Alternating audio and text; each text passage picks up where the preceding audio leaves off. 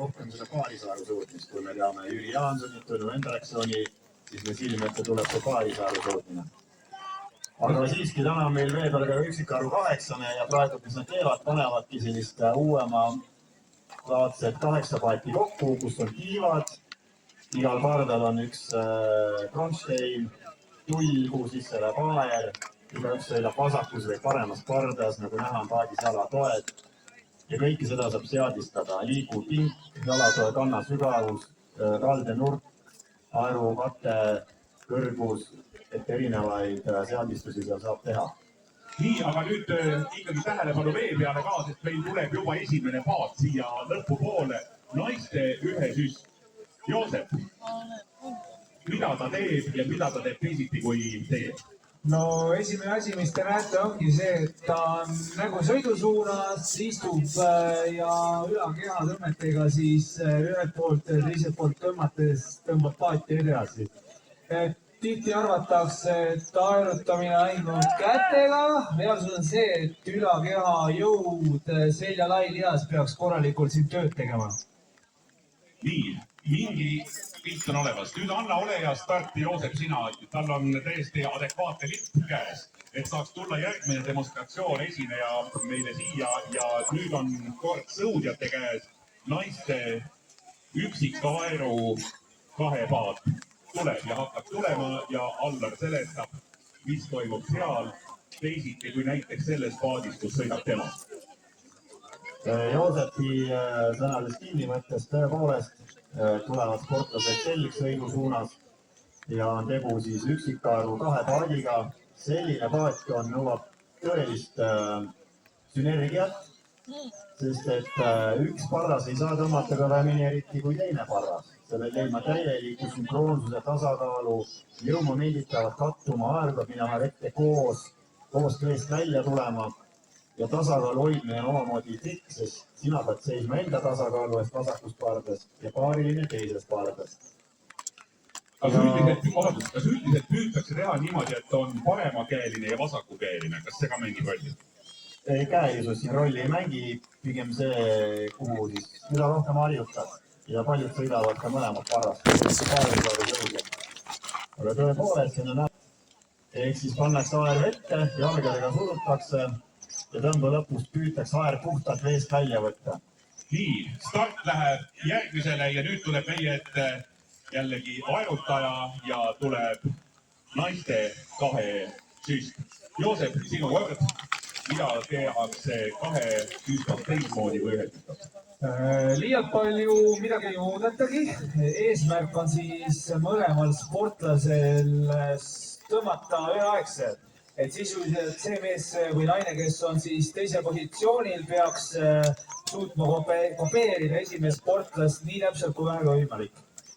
Ja ühe erinevuse tooksin veel välja, mis on sõudmise ja aerutamise vahel on see, et aerutamisspordis on tasakaal oluliselt tähtsam. Et kui sõudepaadis pigem teie seast rahvas siit võtta ei liie, püsiks paadis, siis ma julgen üsna suured summad selle peale panna, et seal paadist ei püsi. Et Allargi on siin proovinud ja aerutamispaatides väga vist ei püsi või kuidas sellega oli?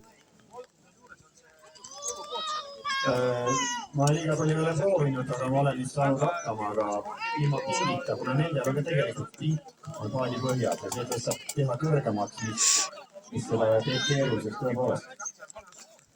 Kuidas see Joosep paika pannakse, kes istub ees, kes teine ja kes rütmi määrab?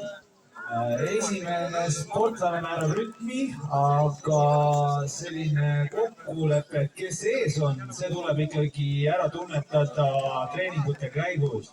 Et seda ei ole võimalik niimoodi panna, et paneme kohe kõige tugevama sportlase ette, vaid tagumikutunnid. Nii, valge lipp või siis stardilipp läheb järgmisele ja tuleb meie ette õige pea meeste paaris 2. Allar, sina oled seda paati sõitnud, sa oled sellel võitnud medaleid. Mida seal tuleb teha hästi, mida tuleb teha eriti hästi? Jah, kui nüüd tuleb paarisaaruline paat, see tähendab seda, et see tasakaalu võttes tõepoolest on nii, et sõudjatel on võimalik aerulabadega hoida tasakaalu. iseenesest see paat ka kõigub tohutult ja sõiduajal see tasakaalu hoidmine on suure kaaluga. Aga paarisaeru puhul käib keeruliseks sõidu see, et sul tekib overlap ehk siis käepidemed liiguvad üksteisest edasi mööda, et vasak käsi liigub pealt ja parem liigub alt. Ja kui sa sõidad näiteks 40 tõmmet minutis, proovid selle koostöö paika saada, tasakaalu paika saada, kõik inimesed oleme kõverad omamoodi.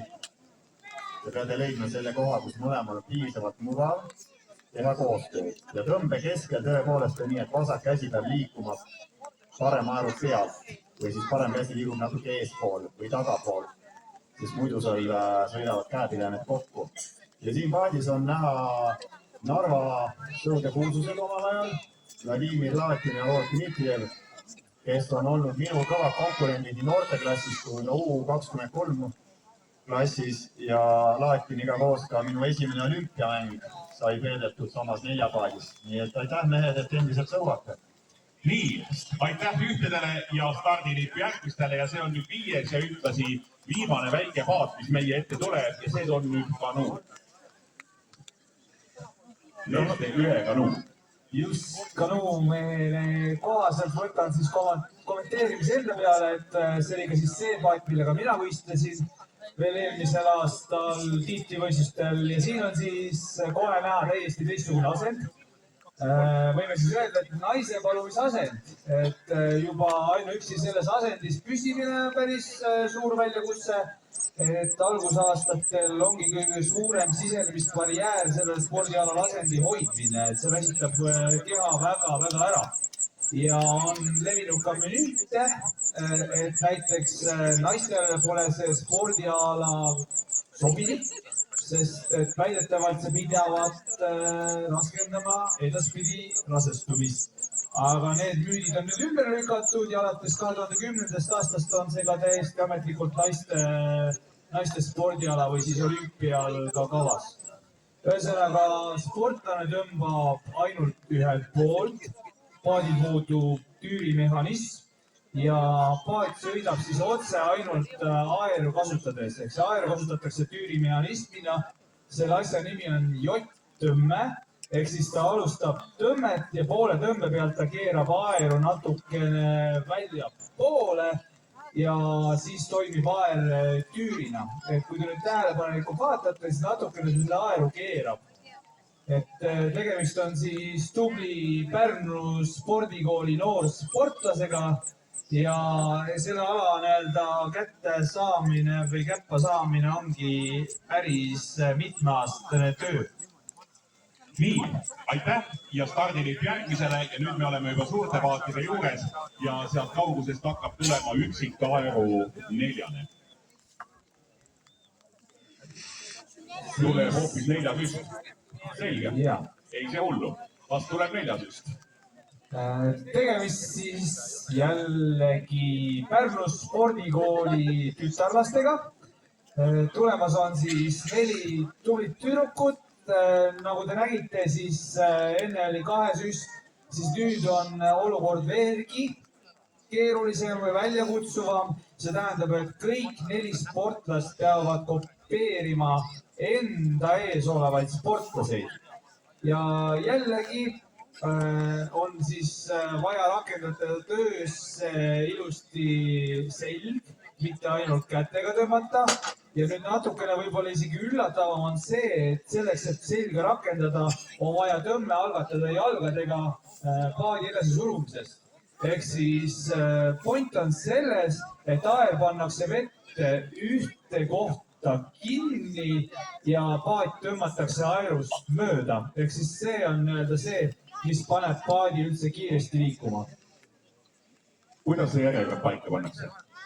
Nagu ma enne ütlesin, siis tekitatakse selline seat racing, ehk siis kõik positsioonid vaadatakse läbi ja veel parem, kui oleks rohkem kui 5 sportlast, kelle vahel katsetada. Nii, aitäh ja stardilipp järgmisele ja vaatame, kes siis nüüd tuleb, kas me saame üksikaeru 4 alla, kuidas tundub? Tõepoolest tundub, et üksikaeru paat see on ja meil on au näha ka Eestis ei ole palju maailmameistreid, aga sealt üks, mis tuleb, seal paadis istub üks vendadest Alo Kuslap, kes on olnud U23 8 paadi liige just üksikaaru paadis ja tulnud maailmameistriks. Aga seal paadis istub ka tema vend Kaur Kuslap, kellega koos oleme MM-il võitnud pronksmedali. Seal istub Roman Dmitrijev, kes sellist kõrget mängu ei ole kaasa teinud, sest tema juhtumises jõudis ajal, kui sõudmine oli väga tipus. Ja number 1 peal istub üks algaja, keegi on kuulnud võib-olla Tõnu Hendrikson. Ta on rohkem paarisaeru võlur. Aga täna istub number 1 peal, kus istuvad muidu kergemad ja väiksemad mehed. Üks on see, kes tuleb esimesena veel. Just, ja number 1 on kõige siinpoolsem, näitas pöialt, see on Tõnu Hendrikson. Tavaliselt me näeme teda seal number 3 peal, kus praegult istub. Ma vaatame Kaur Kuslap. Ei, Alo hoopis, jah, Alo istub number 3 peal. Ja nagu näha, üksikaaru paat, tõeline rowing, tõeline sõudmine. Ja tahavad testida siin aerude tugevust vastu metallpoisid. Ja pärast näeme siis need etteasted ka kiirema tempo puhul. Praegu oli rahulik, pikk sõitmine ja see paat on tõesti varem koos oli sõudnud, et vaatame, mis nad pärast teevad. Nii, aga nüüd siis tuleb meie Püha Lemma järjekordne versioon. Ma arvan, et meie kohalolijad on nii... ei tule, nüüd tuleb jällegi Kanu meil. Parandan, tegemist on 4 süstaga. 4 süst tuleb. Jah, aga nüüd on siis gramm kiirem paat. Kiirem just sellepärast, et naissugu on vahetunud meessoo vastu.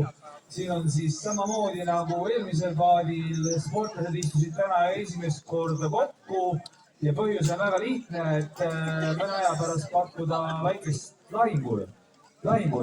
Ja siin on siis 4 erineva klubi sportlased paadis, kes siis tegelikult, nagu te näete, suudavad päris hästi seda paati sünkroonis edasi liigutada. Ma küsin vahele, Joosep, kas kui on 4 mees paadis, kas nad liiguvad kokku 4 korda kiiremini kui ühe paat? Kahjuks päris nii ei ole, kui ühene paat sõidab seal 3,24 000 meetrit, siis 4 paat seal 2,50 juurde. 20-25 sekundit on see vahe, 30 sekundit. Nii, täname 4 süsta ja kas nüüd siis tuleb see paat, mille nimi on 4X ehk siis Püha Lehm? Jah, Tarmo, oled kursis sõnavaraga.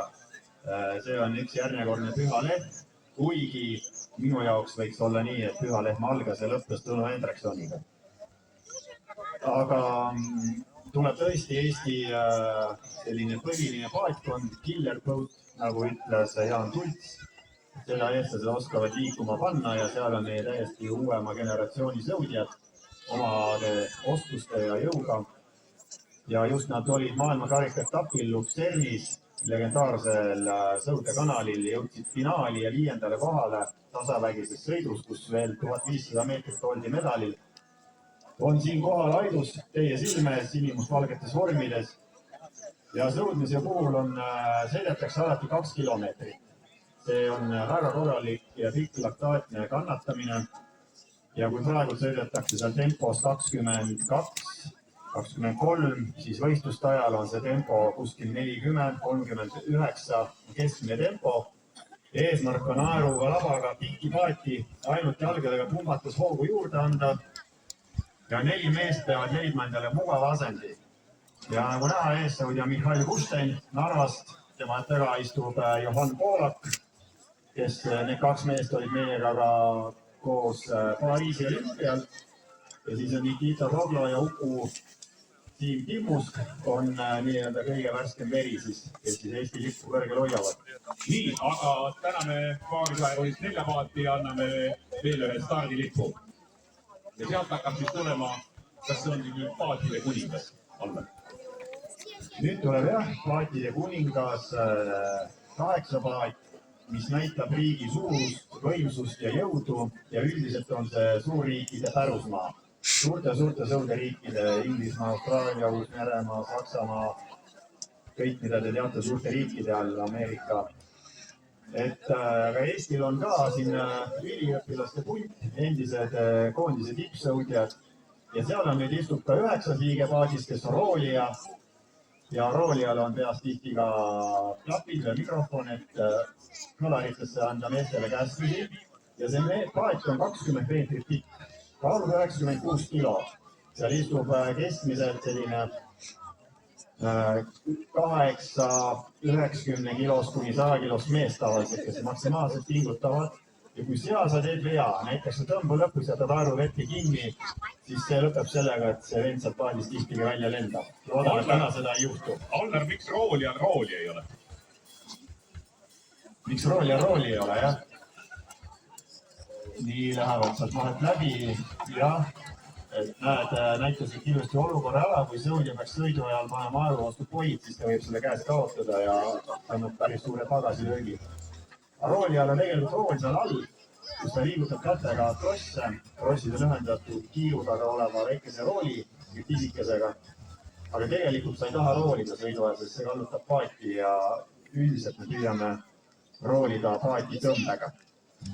Aga ta istub siis nagu moe pärast. Tavaliselt ma tean, pannakse siin üks väikest kasvu inimene, kes väga palju kaalu ei võtaks, aga kes tahaks ka justkui medalit saada, et panem ta siis roolijaks. Tõenäoliselt siis esisõudja väike sugulane. Jah, eks see nii on, et roolija kaasa ei sõua, aga roolija annab tempot, annab korraldusi. Minimaalne kaal on 55 kilo, kui sa kaalud vähe, pead võtma endaga raskused kaasa. Ja 8 paat tõesti, kui me räägime hindadest, siis ühe paat maksab täna kuskil 10-12 kuni 15 000 ja 8 paat circa 50 000. Et paadi hindad jäävad sinna vahepeale. Ja see 8 paat, kuidas see transportida, 20 meetrit pikk. Tänapäeval käivad paadi keskelt pooleks, et sa teed 2 jupiks, võtad krossteenid maha, et sõudjatel ja kaerutajatel ei ole nii lihtne ja võistluste kui ujujatel näiteks, et trussikud taskusse ja lennukisse, et meil on vaja paat lahti piletada ja panna kotti aerutreilerile, krossteenid ära pakkida, tingid ära pakkida, paati poleerida, puhastada, pesta, et seal on panna treilerile mööda maad kohale sõita, treeneri kaatrit on vaja, et see ja nii protsess jagub.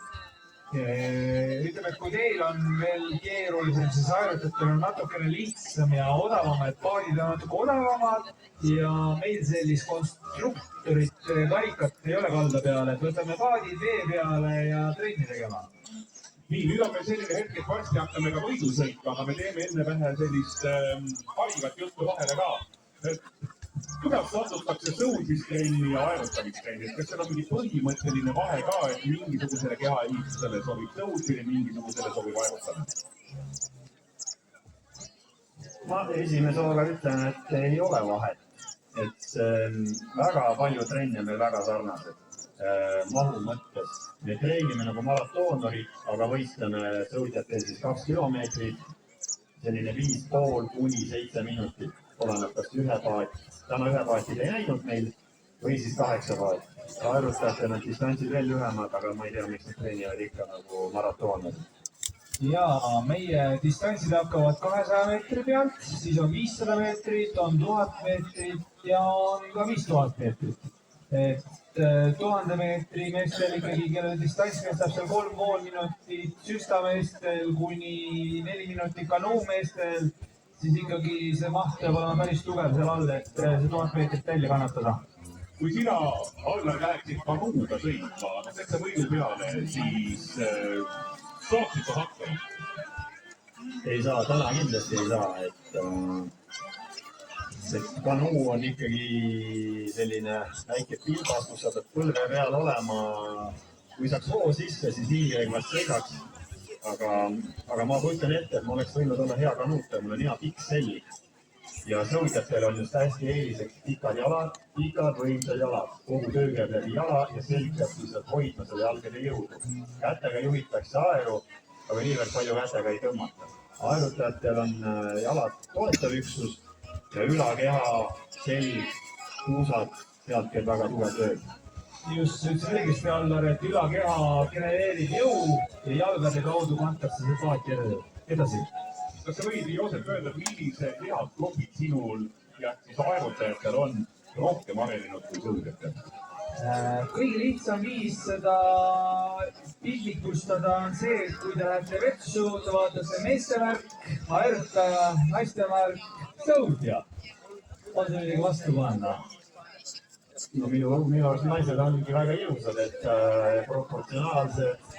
Ma olen kõigega nõus, et kui ma sõudjana olen sellisesse sinu silmes sõudjad ilusad kui naised, siis sain. Ilusad olete küll, jah.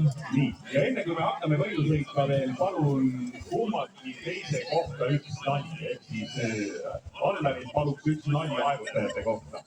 Te ju teete neid, ärge tehke nägu, et te ei tee. Aga sa ei saa ikkagi nii öelda, et tehke nalja, et minul on ainult komplimente teha Joosepile, et mingisugune võistlus käib juba. Ja minul on pöörama kanalile ja kahaaegis sõidab paaris kahene, meeste paaris kahene ja lootsin Oleg Dmitrijev, kes peaksid olema kõige kiiremad ja naiste üksikkaru kahene, kes on nende kõrval. Ja finišit annab Joosep valge lipuga kohe-kohe ja siit äärest tulevad 2 aerutajat ja 3 isegi. Ja siit te näete nüüd ilusti ära ka, et paadid on erinevate kiirustega. Hopp! Paaris kahene hopp. Kas see on normaalsus, et üksikkaeru süst liigub natukene kiiremini kui, ütleme, üksikkaeru 2 süst liigub kiiremini kui 2 kanu? Hopp!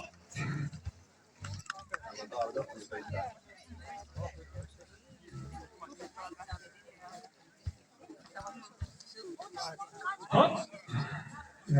Tarmo, korda oma küsimust. Küsimus oli see, et kas see on normaalsus, et üksikkaeru 2 paat sõidab kiiremini kui 2 kanu? Igati normaalne ja seda me tahtsimegi tegelikult teile täna näidata, et nad on erinevate kiirustega paadid täiesti.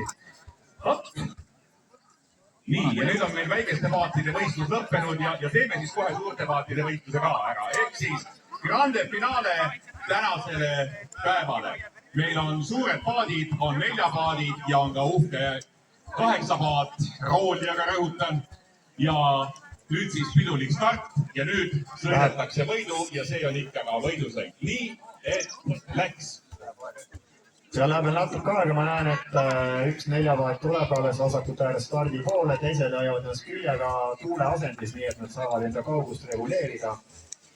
Ja kokku peaks olema siin ka 5 paati. Täitsa tagant tuleb ka 8 paat ja me saame seni veel tõesti rääkida mingitest numbritest. Et sõudmise vaates ja arutamise vaates on üks asi, mida treeningu mõõdetakse, on laktaat. Laktaat on see, mida meil olete filmides näinud, lüüakse väike sussakas näkku otsa ja siis sealt pigistatakse välja ja sealt saadakse mingi number. Ja kui te praegu istute siin publikus ja seisate, teie laktaat veres on kuskil 1, number 1. Keegi nüüd jookseb, eks ole, siit sinna kanali äärde tagasi, muldukas tempos on võib-olla 2. Kui te jooksete nüüd sinna 2 kilomeetri peale, hakkate hingeldama, aga te leiate sellise tempo, et te veel jõuab laktaat number 4-ni. Jooksete tagasi, sama tempoga veel jõudsite, kui te käraga siin sai jõud otsa, oli laktaat 6. Ja sõudjad ja arutajad on selles mõttes sarnased, peavad taluma laktaati, ehk siis piimapet, kui kehas ei ole enam hapnikku, aga lihas veel töötab. Ja see muutub valusaks. Siis sõudjad ja arutajad tihtilugu lähete üle 20. Ja see on üks asi, mida on võimalik treenida, et sa laktaatses tsoonis hoiad tehnikat, rütmi, kiirust ja nii-öelda kainet pead, mida soovitakse tihti võistlustel hoida. Lihtsalt kinnisilgi panema minna, ei pruugi enam paati edasi viia, aga pingutus on jube suur. Ja see ongi veealade eripära, et meil ei ole masinad ja ainuke võimalus eestlastel ka sõita tipus kaasa. Meil ei ole pikka pinki, meil ei ole väga suuri ja tugevaid atleete, aga vee peal sa pead kandma aeruga, ükskõik sõudja aerutab paati edasi sellise kiirusega, et sa oleksid konkurentsis. Sa võid tõmmata aeru läbi vee, see ei pane paati kiiremini liikuma. Kunst on see, et kuidas ta tunned ja tajud vett. No ujuja peab oma keha viima oma käe jõuga edasi, mitte lihtsalt kätega vehkima. Nii, kuniks 8 paati jõuab ka stardi joonele. Ma küsin veel seda, et kuidas selle sõudmise harjutamisega on, kas pind liigub ja jalad on paigal või jalad liiguvad ja pind ka paigal? no harjutajatel on seal kõik paigal. just, kõik on paigal, mitte miski ei liigu ja ei tohigi liikuda. See peab olema väga tugevalt fikseeritud, et ühtegi millimeetrit ei anna ka järgi. ja sõudjatel on nii, et pink liigub. Kunagi oli ju nii, et ei olnud pinki. Olid nahtpüksid, näid õliga trummid kokku ja sõidjad edasi-tagasi. Siis keegi mõtles välja, et paneme jalapoid liikuma. See andis väga suur